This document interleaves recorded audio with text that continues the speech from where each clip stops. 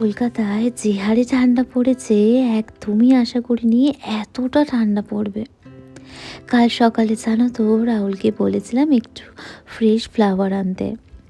আসলে ক্রিসমাস শেষ, নিউ ইয়ারও শেষ, নতুন বছর পড়ে গেল। এইবার তো ওই ভাইবসটাকে একটু তুলে রাখতে হবে।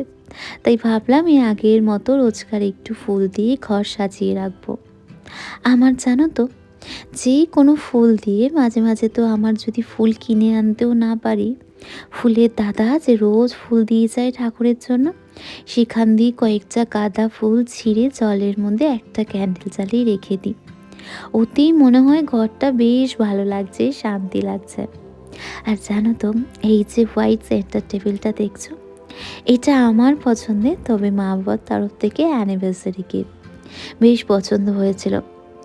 এইটাই ভাবি আমরা কত বড় হয়ে যাই, বিয়ে হয়ে যায়, তারপরেও মা বাবার সেই দায়িত্ববোধটা কমে না।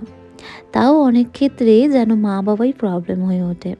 যাই হোক, তোমাদের ওখানে কীরম ঠান্ডা আমাকে অবশ্যই জানিও, কোথা দিয়ে তোমরা আমার ভিডিওটা দেখছো। চলো, এখনের গল্প এটুকুই। পরে আবার আসবো অন্য কিছু নিয়ে। ততক্ষণ আসি, ভালো থেকো।